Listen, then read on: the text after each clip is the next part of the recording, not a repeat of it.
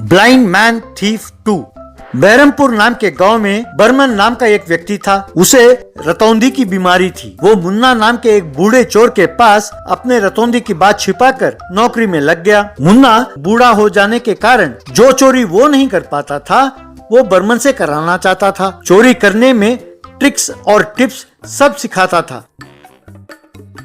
एक दिन मुन्ना, बर्मन तुम्हें हर रोज सवेरे मेरे पास आना होगा, फिर जब मैं जाने के लिए कहूँ तभी घर जाना होगा। इस बीच में जो ट्रिक्स और टिप्स मैं सिखाऊं उन्हें ध्यान से सीखना होगा। तुम जितनी जल्दी सीखोगे हम उतनी ही जल्दी बड़ा असाइनमेंट कर सकेंगे।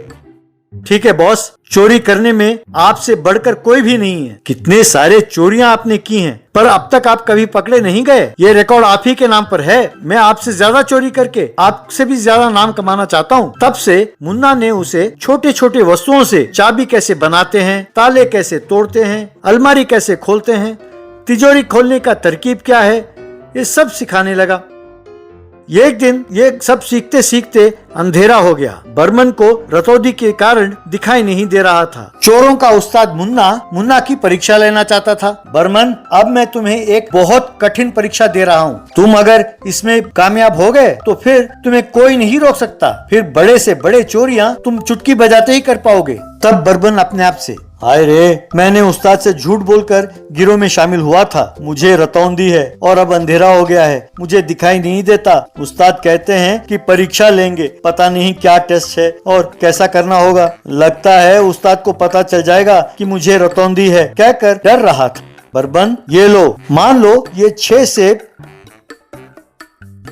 6 सोने के वस्तु हैं। इन्हें मैं यहाँ टेबल पर रख रहा हूँ। लाइट ऑफ कर दूंगा। इन्हें तुम अब अंधेरे में चुराना होगा। आवाज नहीं आनी चाहिए और सोना गायब हो जाना चाहिए। तुम्हारी मर्जी, जैसे मर्जी करो। यूं कहते ही बर्मन अपने मन में, शुक्र है बच गया भगवान, इस बूढ़े को पता नहीं है इसलिए मैं बच गया। वैसे भी अब लाइट जलाओ या ऑफ करो मुझे कोई फर्क नहीं पड़ता। मुझे रतौंधी है तो सब कुछ अंधेरा ही तो है। इसे गायब करना बहुत आसान है। यूं सोचकर एक छोटी सी छड़ी को लेकर वो अंधेरे में टटोलते हुए आकर एप्पल्स को चुराया।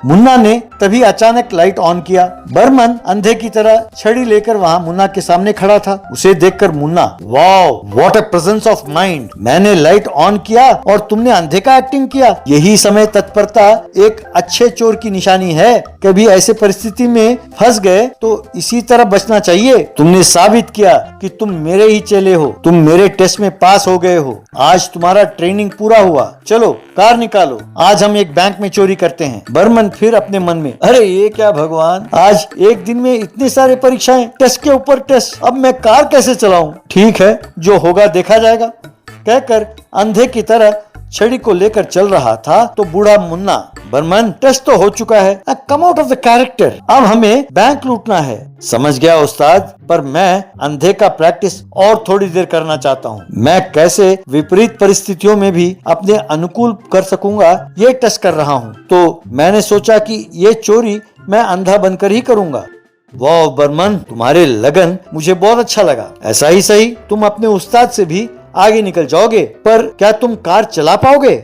आराम से चला सकता हूँ उस्ताद, कहकर छड़ी से टटोलते हुए कार पर गया, बैठकर गाड़ी को आगे पीछे चलाने लगा। फिर सीधा बैंक के पास गया।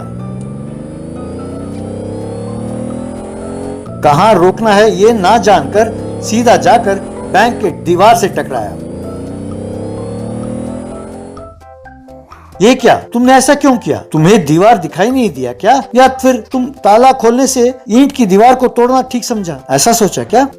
नहीं बॉस, ऐसी बात नहीं है। कल अगर कोई सीसीटीवी फुटेज चेक करेगा तो वो सोचेगा कि बेचारा कोई अंधा कार को सीधा दीवार से जाकर टकराया। किसी को हम पर शक भी नहीं होगा। आप ये नकाब पहनकर आगे जाइए, मैं पीछे इस अंधे के कैरेक्टर को निभाते हुए आता हूँ। यूं मुन्ना आगे और उसके पीछे बर्मन जाने लगे। जाकर बैंक लूट कर वापस आए। वाह, पहला प्रोजेक्ट ही सक्सेसफुल हो गया है बर्मन, वो भी अंधे के रोल में। ऐसे और बहुत चोरी करना है। This is just the beginning. ठीक है उस्ताद, जैसे आप कहो। फिर मन में, शुक्र है भगवान का, आज किसी तरह बच गया। चलिए उस्ताद, आपको घर छोड़कर मैं भी घर जाता हूँ। क्यों बर्मन, अभी भी तुम अपने पात्र में ही डूबे हुए हो, बाहर नहीं निकलोगे? ठीक है, चलते हैं, चलो। मैं चोरी करके बहुत थक गया हूँ, मैं आंखें मूंद कर सोता हूँ, तुम मुझे मेरे घर आते ही उतार देना। आप जब तक पलक झपके मैं आपके घर के सामने रहूंगा, कहकर कार स्टार्ट किया और छड़ी के सहारे कार को चलाने लगा। उसे दिखाई न देने के कारण सीधा जाकर कार को पुलिस स्टेशन के बाहर रोका। फिर उस्ताद पहुंच गए, उतरिए। मुन्ना ने आंखें खोलकर देखा तो अपने आप को चारों तरफ से पुलिस से घिरा पाया। ये देखकर मुन्ना, ये क्या बर्मन, मैंने सोचा कि तुम अपने उस्ताद से भी आगे निकल जाओगे, पर तुमने तो उस्ताद को ही फंसा दिया। तब पुलिस ने मुन्ना और बर्मन को जेल में डाल दिया। Magical ring. दीवानापुर नाम का एक गांव था। वो जंगल के पास होने के कारण उस गांव के लोग जंगली लोमड़ी, बाघ और कई जंगली जानवरों को लाकर उन्हें पालते थे। कोई नया व्यक्ति उस गांव में आता तो उन जानवरों को उन पर छोड़कर उन्हें डराते थे या सताते थे। उसी गांव में प्रकाश नाम का एक व्यक्ति रहता था। क्योंकि वो शहर में जाकर पढ़कर आया था तो उसे ऐसी हरकतें अच्छी नहीं लगती थी। एक दिन प्रकाश ने गांव वालों को बुलाकर, देखिए, आपके इन हरकतों की वजह से हमारे गांव में कोई भी नहीं आता। इसका नतीजा ये है कि हम और सारा गांव को बहुत नुकसान उठाना पड़ रहा है। बाहर की दुनिया ऐसी नहीं है, आपके बदलने का समय आ गया है। वैसे भी हमारे गांव का असली नाम श्रीरामपुर है, ये सब भूल गए हैं। सब इस गांव को दीवानापुर कहकर ही बुलाते हैं। ऐसा ही चलता रहा तो हम लोगों का गुजारा होना मुश्किल हो जाएगा। इसीलिए सब अपने पास पाल रहे जंगली जानवरों को जंगल में छोड़ आइए। ये बात सुनकर गांव वालों में से एक, अरे बड़ा आया हमें नसीहत देने वाला, ये शहरी बाबू ये यूं बकवास कर रहा है, इसका मतलब ये है कि ये अपने गाँव का तौर तरीके भूल गया है। अरे बाघ के पूंछ देखकर घर के अंदर जाकर छुपने वाले शहरी की तू बढ़ाई कर रहा है। अरे इसके ऊपर छोड़ो भाग को। बस ये बात सुनकर गांव वालों ने अपने अपने जानवर प्रकाश पर छोड़ा। वो एक साथ प्रकाश के ऊपर झपटे। प्रकाश उनसे बचने के लिए भागने लगा और वे जानवर उसका पीछा करने लगे। गांव की सीमा लांघते ही वे सारे बाघ रुक गए। सीमा पार करने के बाद एक बाघ, अरे प्रकाश रुको रुको कहकर आवाज देने लगा। वो आवाज सुनकर प्रकाश रुककर मुड़कर देखा तो उसे उसके सामने एक बाघ दिखाई दिया। ये क्या, तुम इंसानों की तरफ बोल सकते हो?